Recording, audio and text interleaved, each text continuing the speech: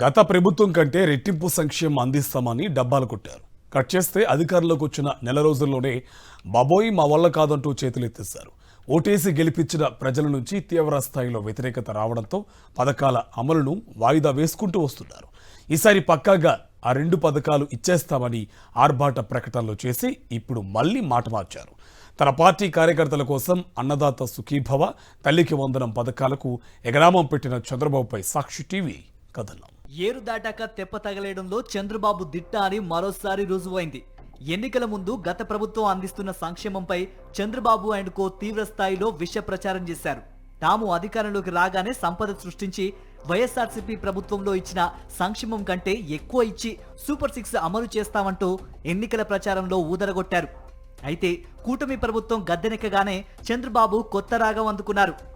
ఖజానా ఖాళీ అయిపోయింది, చేతిలో చిల్లి గవ్వలేదు, ఆర్థిక పరిస్థితిని చూస్తూ ఉంటే భయమేస్తోందంటూ సూపర్ 6 పథకాలను ఎగ్గొట్టేందుకు అటు అసెంబ్లీలో ఇటు బహిరంగ సభల్లోనూ పదే పదే చేతకానితనాన్ని చెప్పుకుంటూ వచ్చారు. సూపర్ 6 చెప్పాం, చూస్తే భయం వేస్తా ఉంది, ముందు కదలలేకపోతున్నాం. మీకెన్నో హామీలు ఇచ్చాను చేయాలి, కానీ ఖజానా ఖాళీగా కనపడస్తా ఉంది, ఏమీ లేదు అక్కడ. అయితే కూటమి ప్రభుత్వం ఏర్పడిన రోజుల వ్యవధిలోనే ప్రజల్లో తీవ్రమైన వ్యతిరేకత రావడంతో ఎన్ని ఇబ్బందులు ఎదురైనా పథకాలు ఇస్తామంటూ ఉత్తుత్తి ప్రకటనలతో మేకపోతు గాంభీర్యం ప్రదర్శించారు. ఈ క్రమంలోనే గత విద్యా సంవత్సరంలో ఇవ్వాల్సిన తల్లికి వందనం పథకానికి మంగళం పాడేశారు. వచ్చే ఏడాది చూద్దామంటూ కేబినెట్ సాక్షిగా విద్యార్థుల తల్లులకు షాక్ ఇచ్చారు. ఎంతమంది పిల్లలుంటే అంతమందికి 15,000 ఇస్తామని ఎన్నికల్లో ఊదరగొట్టి మొత్తం ఒకేసారి ఇవ్వాలా లేక ఇన్స్టాల్మెంట్లో ఇవ్వాలా అని ఆలోచనలో ఉన్నామంటూ ఇటీవల ఓ సభలో ప్రకటించారు. ఇలా రకరకాల ప్రకటనలు చేస్తున్న చంద్రబాబు ఈ విద్యా సంవత్సరానికైనా తల్లికి వందనం ఇస్తారేమోనని ఆశగా ఎదురు చూస్తున్న విద్యార్థుల తల్లిదండ్రులకు మే నెలలో ఖచ్చితంగా ఇచ్చేస్తామంటూ మళ్లీ ఓ ప్రకటన చేశారు. తల్లికి వందనం పథకంతో పాటు మే నెలలోనే రైతులందరికీ అన్నదాత సుఖీభవ అందిస్తామంటూ చేసిన ప్రకటనతో అటు తల్లిదండ్రులు ఇటు రైతులు సంతోషపడే లోపే మరోమారు వారి ఆశలపై నీళ్లు చల్లేశారు. పేద ప్రజలకు ఇవ్వాల్సిన పథకాలను గొంతెమ్మ కోర్కెలు అంటూ తన మనసులోని మాటను బయటపెట్టేశారు చంద్రబాబు. అన్నీ తానే చేయాలని చెబుతున్నారని బుకాయించారు. తన వద్ద ఏమైనా అల్లావుద్దీన్ అద్భుత దీపం ఉందా అంటూ ఎదురు ప్రశ్నలు వేస్తూ సూపర్ 6 కాదు కదా, ఏం అమలు చేయాలంటూ చెప్పకనే చెబుతున్నారు చంద్రబాబు.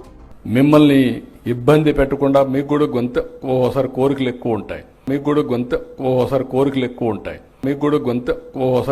ఎక్కువ ఉంటాయి, అన్నీ మీరే చేయండి సార్ అని. అల్లావుద్దీన్ అద్భుత దీపం ఉంటే అన్నీ చేస్తాను, కానీ నేను సంపద సృష్టించాలి, ఆదాయం పెంచాలి, పెంచిన ఆదాయం నేను చెప్పిన ప్రకారం సంక్షేమ కార్యక్రమాలు సూపర్ 6కి ఇవ్వాలి, మళ్లీ కొంత డబ్బులు అభివృద్ధి పైన పెట్టాలి. టీడీపీ పొలిట్ బ్యూరో సమావేశం నిర్వహించిన చంద్రబాబు సూపర్ 6 పథకాలకు డబ్బులు తర్వాత చూద్దాం, అర్జెంటుగా కార్యకర్తలకు బిల్లులు సెటిల్ చేయాలనే నిర్ణయం తీసుకోవడం పట్ల ఇప్పుడు సర్వత్రా విమర్శలు వెల్లువెత్తుతున్నాయి. 2014 నుంచి 2019 మధ్య నీరు, చెట్లు, ఉపాధి హామీ కింద టీడీపీ కార్యకర్తలు చేసిన పనులకు సంబంధించి పెండింగ్ లో ఉన్న బిల్లుల్ని మహానాడులోపు చెల్లించాలని చంద్రబాబు ఆదేశించారు. నీరు, చెట్టులో 445 కోట్లు, ఉపాధి హామీ పనులకు సంబంధించిన 211 కోట్లు, మొత్తం 656 కోట్ల రూపాయల బిల్లుల్ని ఈ నెల 27 లోపు చెల్లించేందుకు చంద్రబాబు ఆదేశాల మేరకు నిర్ణయం తీసుకున్నారు.